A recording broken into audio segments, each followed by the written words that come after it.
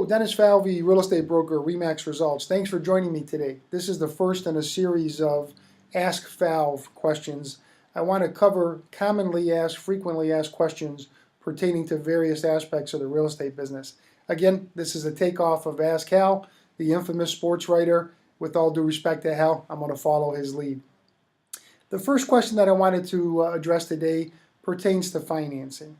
When people come to me and they express an interest in buying a home, they pose the question, what financing options do I have?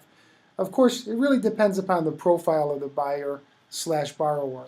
If it's a first-time home buyer, oftentimes they have minimal initial investment resources. They have a minimal amount of money to invest to cover the down payment and any necessary closing costs. A lot of first-time buyers opt for FHA financing. FHA financing enables you to buy with as little as a 3.5% down payment. And it's not uncommon for a first-time buyer to ask a seller as a provision of the contract, as a contractual provision, for the seller to contribute money to offset the buyer's closing costs. And that would enable a buyer to actually acquire a home with just 3.5% down payment, maybe a little bit more to cover some incidental costs. Typically, the initial investment includes the down payment, it includes closing costs, it includes a loan application fee, which would typically pay for an appraisal, and it also covers the cost of the first year's homeowner's insurance. The FHA financing vehicle is a great program for first-time buyers. If a first-time buyer is a veteran, they've served in the United States military, and they've been honorably discharged, then they may be eligible for a VA financing, and that basically enables the buyer slash borrower to borrow 100% of the purchase price. Again, there are closing costs that can be offset with a negotiated contractual provision between the buyer and seller. So the VA financing program literally enables a home buyer to acquire a home with no initial investment.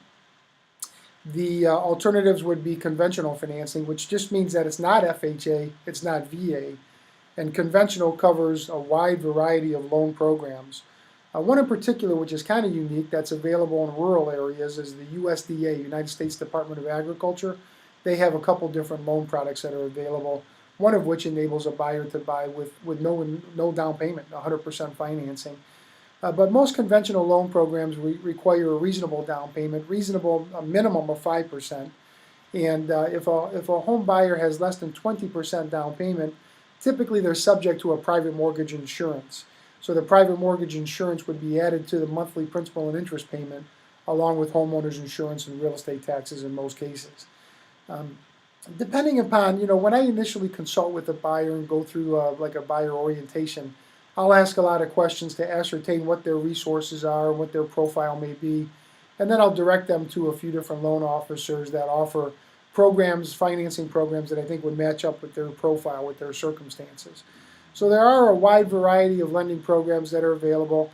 Just depends upon your circumstances, Also depends upon what resources you have in terms of the initial investment. So if I can be of any help to you, your friends, or your family, please don't hesitate to call. You're welcome to visit me on Facebook, send me an email, whatever you're most comfortable with. Thank you for your time and consideration.